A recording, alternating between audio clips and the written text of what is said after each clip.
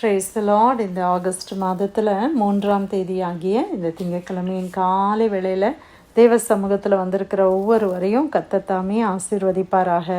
இந்த நாளிலும் நம்ம தியானிக்கிற கர்த்தருடைய வார்த்தை நம்முடைய பரிசுத்த வேதாகமத்தில் லூக்கா எழுதின சுவிசேஷம் 18ஆம் அதிகாரம் 39வது வசனம். Gospel book of Luke chapter 18 verse 39. 38வது வசனம் இங்கிலீஷ் தமிழ் பைபிளில். முன் நடப்பவர்கள் அவன் பேசாமல் இருக்கும்படி அவனை அதட்டினார்கள். அவனோ, தாவீதின் குமாரனே, எனக்கு இரங்கும் என்று மிகவும் அதிகமாய் கூப்பிட்டான். அல்லேலூயா. கர்த்தருடைய அருமையான இந்த வசனத்துக்காக இந்த காலை வேளையில் நம்ம தேவனை ஸ்தோத்திரிக்கலாம். இந்த வசனங்களை நான் வாசிக்கிறேன். ஒரு குருடனாக இருக்கிற ஒரு மனிதனுக்கு ஆண்டவராகிய இயேசு கிறிஸ்து செய்த ஒரு அற்புதத்தை இந்த இடத்துல நம்ம பார்க்கிறோம். பின்பு அவர் எரிகோவுக்கு சமீபமாய் வரும்போது ஒரு குருடன் வழி அருகே உட்கார்ந்து பிச்சை கேட்டு கொண்டிருந்தான். ஜனங்கள் நடக்கிற சத்தத்தை அவன் கேட்டு இது என்ன என்று விசாரித்தான். நசரேயனாகிய இயேசு போகிறார் என்று அவனுக்கு அறிவித்தார்கள். அப்பொழுது அவன், இயேசுவே, தாவீதின் குமாரனே, எனக்கு இரங்கும் என்று கூப்பிட்டான். முன் நடப்பவர்கள் அவன் பேசாமல் இருக்கும்படி அவனை அதட்டினார்கள். அவனோ, தாவீதின் குமாரனே, எனக்கு இரங்கும் என்று மிகவும் சத்தம் அதிகமாய் கூப்பிட்டான். இயேசு நின்று அவனை தம்மிடத்தில் கொண்டு வரும்படி சொன்னார். அவன் கிட்ட வந்தபோது அவர் அவனை நோக்கி, நான் உனக்கு என்ன செய்ய வேண்டும் என்று இருக்கிறாய் என்று கேட்டார். அதற்கு அவன், ஆண்டவரே, நான் பார்வை அடைய வேண்டும் என்றான். இயேசு அவனை நோக்கி, நீ பார்வை அடைவாயாக, உன் விசுவாசம் உன்னை ரட்சித்தது என்றார். உடனே அவன் பார்வையடைந்து தேவனை மகிமைப்படுத்தி கொண்டே அவருக்கு பின் சென்றான். ஜனங்கள் எல்லாரும் அதை கண்டு தேவனை புகழ்ந்தார்கள். அல்லேலூயா. எவ்வளோ அருமையான ஒரு சம்பவம் இல்லையா?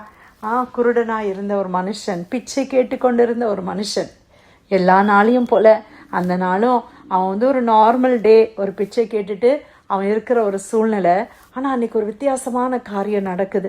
ஒரு வித்தியாசமான ஒரு நபர் அந்த வழியாய் கடந்து வருகிறார். அப்போ அவனுக்கு அந்த சத்தம் கேட்கும் போது கேட்குறான், யார் வர்றா? ஏன் இவ்வளோ சத்தமாக இருக்குது? எல்லாம் ஒரே கூட்டமாக இருக்கிறாங்களே. அதிகமான பேச்சு சத்தம் கேட்ட உடனே அப்போ அவனுக்கு சொல்லப்படுகிறது, நசரேயனாகிய இயேசு கிறிஸ்து வந்திருக்கிறார். அல்லேலூயா.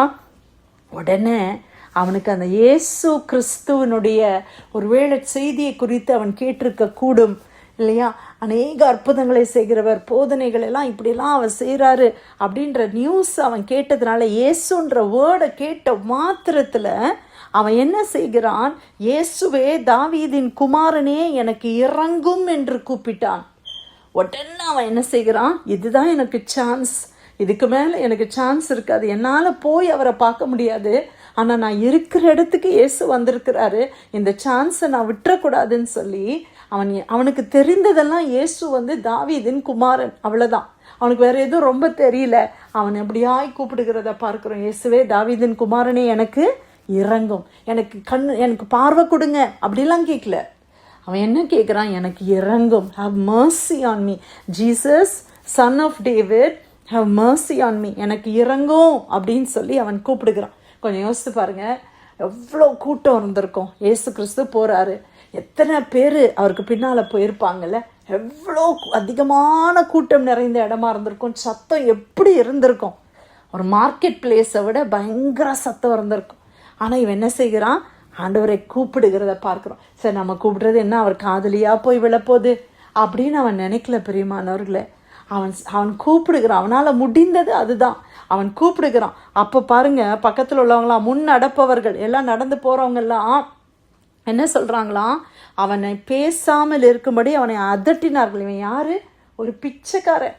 அவனை அதட்டுறாங்க. ஏய், பேசாமல் இரு, சும்மா இரு, என்ன நீ கூப்பிட்டுட்டு இருக்கிற? எவ்வளோ ஜனங்கள் போகிறாங்க, உன் சத்தம் என்ன அவருக்கு கேட்கவா போகுது? அமைதியாக இரு, பேசாமல் இரு அப்படின்னு சொல்லி அதட்டுறாங்க. அவர் பிச்சைக்காரனாக எல்லாரும் பார்க்குறாங்க. ஆனால் அந்த பிச்சைக்காரனுக்குள்ளே என்ன இருந்துச்சு? ஒரு விசுவாசம் இருந்துச்சு. இந்த இயேசு மாத்திரம் என்னை சுகப்படுத்திட்டா நான் பார்வை அடைந்து விடுவேன், எனக்கு இதை தவிர எனக்கு ஒரு சான்ஸ் கிடையாதுன்னு சொல்லி அவன் என்ன செய்தான்? அவன் அமைதியாக இல்லை. அவங்க அதட்டினாலும் கூட வசனம் என்ன சொல்லுது? அவனோ தாவீதின் குமாரனே எனக்கு இறங்கும் என்று மிகவும் அதிகமாய் கூப்பிட்டான். முன்னால் அவன் கூப்பிட்டதை விட இப்போ எப்படி கூப்பிடுறான்? அதிகமாக கூப்பிடுறான். எல்லாரும் அமைதியாயிருன்னு சொன்னது அவனுக்கு என்ன பண்ணுச்சு? இன்னும் அதிகமாக கூப்பிடணும் அப்படின்னு ஆச்சு. இன்னைக்கு நம்ம கூட ஆண்டவரை கூப்பிடுறோம். எப்படி கூப்பிடுறோம்? ஆண்டவரே எனக்கு இறங்குங்க, என் பிள்ளைக்கு இறங்குங்க, என்னுடைய வாழ்க்கையில் இந்த காரியத்தை நீங்கள் செய்யுங்க, என் வீசால் ஒரு அற்புதத்தை செய்யுங்க, என் சரீரத்தில் ஒரு சுகத்தை நீங்கள் கொடுங்க, என்னுடைய குடும்பத்தில் ஒரு அற்புதத்தை செய்யுங்கன்னு சொல்லி நம்ம ஜெபிக்கிறோம், நம்ம கூப்பிடுகிறோம். ஆனால் யாராவது நீ எவ்வளோ நாள் ஜெபம் பண்ணிக்கிட்டே இருக்கிற, என்ன ஆண்டவர் உன்னை கேட்குறாரா என்ன அப்படின்னோடனே நம்மளுக்கு என்ன வந்துடுது? ஒரு சோறு வந்துடுது. இல்லை சில நேரத்தில் நம்மளுக்கே ஒரு சோறு வருது. எவ்வளோ நாள் உபவாசம் பண்ணுறோம் இதுக்காக, எத்தனையோ நாளாக இதுக்காக ஜெபம் பண்ணிக்கிட்டு இருக்கிறோம், மாதக்கணக்காக ஜெபம் பண்ணுறோம், ஒன்றுமே நடக்கலைன்னு உடனே நமக்கு ஒரு சோறு வருது. இல்லை யாராவது எதாவது சொன்னாங்கன்னா ஆமாம் அப்படி தானே அப்படின்னு சோர்ந்து போயிடுறோம். ஆனால் பாருங்கள் பிரியமானவர்களே, அந்த அந்த கண் பார்வை இல்லாத அந்த மனிதனுக்கு அது சோர்வை கொடுக்கவில்லை, அவனை அதிகமாய் கூப்பிட்டான். அல்லேலூயா, ஆமென். இன்னைக்கு நம்மளும் கூட ஆண்டவர் அதிகமாக நம்ம கூப்பிடணும்னு சொல்லி ஆண்டவர் எதிர்பார்க்கிறார்.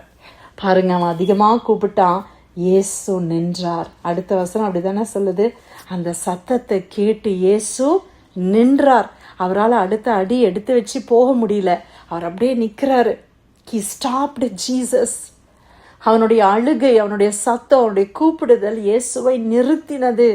இன்னைக்கு நம்ம விசுவாசத்தோட தேவனை கூப்பிடும்போது அது கர்த்தரை நிறுத்த அதுக்கு வல்லமை இருக்கிறதை பார்க்கிறோம். இயேசு நின்று அவனை தம்மிடத்தில் கொண்டு வரும்படி சொன்ன உடனே ஜீசஸ் நின்று யார் இப்படி சத்தமாக கூப்பிடுறா, அவனை கூட்டிட்டு வாங்க. யோசித்து பாருங்க, அந்த மனிதனுக்கு எப்படி இருந்திருக்கும். எல்லாரும் அவனை தேடி போய், அப்பா அவனை இயேசு கூப்பிடுறாருப்பா வா. அவனை அதட்டினவங்கெல்லாம் இப்போ என்ன சொல்லியிருப்பாங்க? பரவாயில்லையே, இவன் கூப்பிட்டான், ஆண்டவர் கேட்குறாரு, நம்ம பின்னாலேயே தான் போகிறோம், ஆனால் நம்மளை ஆண்டவர் பார்க்கலையே, இவன் எங்கேயோ இருந்து ஒரு பிச்சைக்காரனாக இருந்து கூப்பிட்றான், ஆனால் அவனை ஆண்டவர் கூட்டிகிட்டு வர சொல்கிறார். ஆண்டவர்கிட்ட அவன் போகிறத பார்க்குறோம். அவன் கிட்ட அவரை நோக்கி, நான் உனக்கு என்ன செய்ய வேண்டும் என்று இருக்கிறார். ஆண்டவர் அவனை பார்த்து என்ன கேட்குறாரு? என்ன செய்யணும்? What you want me to do? இன்னைக்கு ஜீசஸ் நம்மளை பார்த்து கேட்குறார், மகளே மகனே, நான் உனக்கு என்ன செய்ய வேண்டும் என்று இருக்கிறாய்? உடனே அவன் சொல்லுகிறான், ஆண்டவரே நான் பார்வையடைய வேண்டும். அவனுடைய ஒரே ஒரு ரிக்வெஸ்ட் என்னது? ஆண்டவரே எனக்கு பார்வை அடையணும்ப்பா, நான் பார்வை இல்லாமல் இருக்கிறேன் ஆண்டவரே, நான் பிச்சை எடுக்கிறதுக்கு காரணமே என் கண் பார்வை இல்லாததுனால தான். ஒருவேளை என் கண் பார்வை இருந்தால் இந்த நிலைமைக்கு நான் வந்திருக்க மாட்டேன் அப்படின்னு சொல்லி, ஆண்டவரே எனக்கு பார்வையை கொடுங்க ஆண்டவரே. அப்போ ஆண்டவர் சொல்கிறாரு, நீ பார்வை அடைவாயாக, உன் விசுவாசம் உன்னை ரட்சித்தது. அவனுக்குள்ள விசுவாசத்தை கர்த்தர் பார்த்தார். அவனுக்குள்ள ஒரு விசுவாசம் இருந்துச்சு. இயேசு கிட்ட நான் கூப்பிட்டா எனக்கு இந்த நன்மை கிடைக்கும், இந்த இயேசுவை நோக்கி நான் கூப்பிடுவேனே ஆனால், ஜெபிப்பேனே ஆனால் எனக்கு இந்த காரியத்தில் ஒரு அற்புதம் நடக்கும்னு விசுவாசம் இருந்துச்சு. அந்த விசுவாசத்தை கர்த்தர் கனப்படுத்தினார். இன்னைக்கு நாமும் கூட ஆண்டவர் மேலே விசுவாசமாக இருக்கிறோமா? நம்முடைய ஜெப குறிப்பு எதுவாக இருந்தாலும் தேவ சமூகத்தில் விசுவாசத்தோடு நம்ம ஜெபிக்கும்போது கட்டாயமாய் கர்த்தர் நம்ம ஜெபத்தை கேட்பார். ஹல்லேலூயா. உடனே அவன் பார்வை அடைந்து அவன் என்ன செய்தானா? தேவனை மகிமைப்படுத்தி கொண்டே அவருக்கு பின் சென்றான். ஆண்டவரை ஃபாலோ பண்ணி ஆண்டவரை மகிமைப்படுத்திக்கிட்டே அவன் போகிறான். இதை பார்த்த ஜனங்கள் எல்லாரும் என்ன செய்தாங்களாம்? தேவனை புகழ்ந்தார்கள். ஹல்லேலூயா. அந்த இடத்துல எரிகோ பட்டணத்தில் ஆண்டவர் வேற என்ன அற்புதம் செய்தாங்கன்னு தெரியல, ஆனால் இந்த ஏழை பிச்சைக்காரனுடைய கண்களை கர்த்தர் திறந்தார். ஆமென். அந்த ஜனங்கள் எல்லாரும் ஆண்டவரை மகிமைப்படுத்துகிறாங்க. இன்னைக்கு நம்மளுடைய வாழ்க்கையும் கூட ஒருவேளை இப்படியான ஒரு தாழ்வான இடத்துல இருக்கலாம், ஆனால் நீங்கள் இயேசுவை நோக்கி கூப்பிட்டு பாருங்கள். கடன் பிரச்சனையில் அமிழ்ந்து போயிருக்கிறீங்களா? இதுக்கு மேலே எனக்கு வழி இல்லையே, இதுக்கு மேலே எனக்கு வழியே தெரியல, என்ன பண்ணுறதுனே தெரியலன்னு யோசிக்கிறீங்களா? இந்த இயேசுவை நோக்கி நீங்கள் கூப்பிடுங்க, விசுவாசத்தோடு கூப்பிடுங்க. அவன் நிச்சயமாக நின்று நமக்கு பதில் கொடுக்கிற தேவன். ஆமென். எவ்வளோதான் ஜனங்கள் நம்மளை நீ பேசாத, நீ ஜெபம் பண்ணது போதும், என்ன சொன்னாலும் சரி, நீங்கள் விசுவாசத்தோடு நம்ம கூப்பிடும்போது நிச்சயமாய் பதிலை பெற்றுக்கொள்வோம். லூக்கா 18:38 வசனம், முன் நடப்பவர்கள் அவன் பேசாமல் இருக்கும்படி அவனை அதட்டினார்கள். அவனோ, தாவீதின் குமாரனே எனக்கு இறங்கும் என்று மிகவும் அதிகமாய் கூப்பிட்டான். கர்த்தர் கொடுத்த நல்ல வார்த்தைக்காய் ஆண்டவருக்கு நன்றி செலுத்தி பிரேயர் லைனில் வந்திருக்கிற யாராவது நம்ம ஜெபிக்கலாமா?